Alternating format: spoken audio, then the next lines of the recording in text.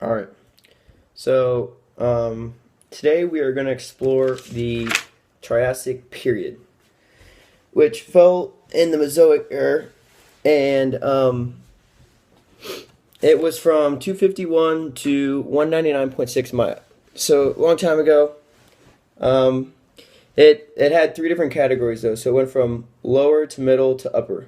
Um, the lower was from 251 to 245.9 Maya, and then the middle was from 245.9 to 228.7 Maya, and then the upper was from 228.7 to 199.6. So it had three different pieces to it, and then in each different like level there was different stuff that happened. So we will jump into the tectonic history. So unlike today, during the Triassic period, everything, all the continents, it was just one big. So I'm sure you've heard Pangea before. That's what it was considered, or what it was called. So everything wasn't spread out. It was all pretty much just one big thing. So here's a little picture of it.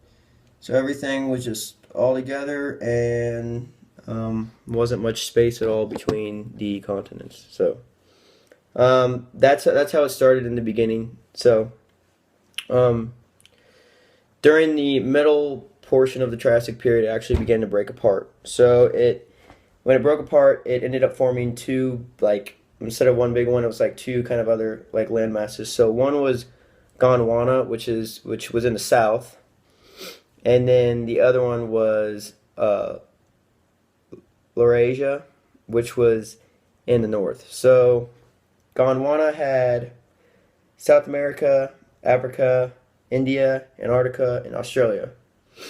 And then in the north, in Laurasia, it had North America and Eurasia. So kind of outweighed a little bit, but North America and Eurasia were pretty big chunks. So I guess it kind of evens out. So now what happened was the seafloor spreading began at the mid-ocean ridge line at the bottom of the sea. So that's what kind of like pushed everything apart, and mountains began to form on the west coast of North America due to this pushing of everything apart. And then from the middle to upper Triassic, mountains continued to form all the way from Alaska to Chile. So a lot of mountains forming. So yeah, long ways. And then North Africa was also being split from Europe by the spreading rift. So we got we got mountains, we got continent spreading, um, and then it even eventually split eastern North America from North Africa. So a lot of stuff going on there, probably causing all kinds of sorts of things going on. And yeah, so we'll move on to the climate. The climate was, well, if you think about it, so how our world is today, there's all, the continents are spread out. So you, like, there's more water around land. But if you think about the Pangea, it's so massive that the inland doesn't really isn't really surrounded by ocean. So that affected the climate a lot for that. It became it because they didn't the inner inland, it was so big that it just didn't really have any ocean to get to it. So um, there was only like pretty much one massive coast.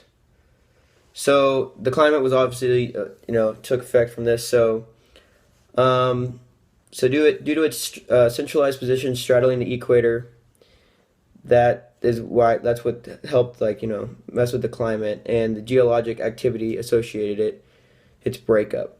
So the continents were high in elevation, so they were way above sea level.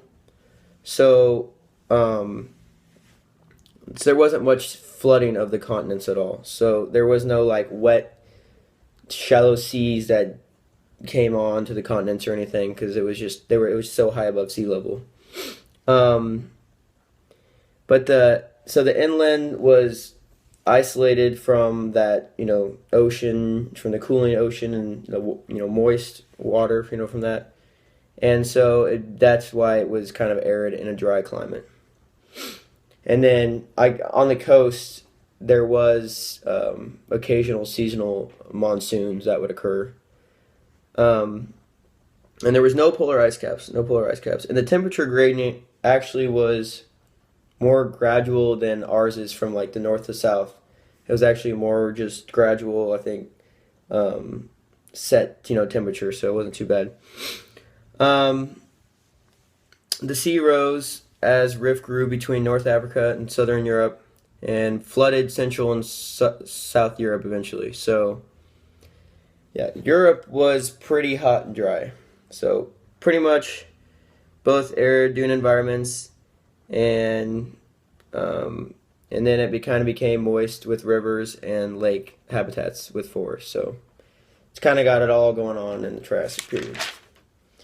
All right, life. Now these names are pretty crazy, so I apologize if I get them wrong. But so due to high carbon dioxide levels, 95% of marine life was wiped out pretty much.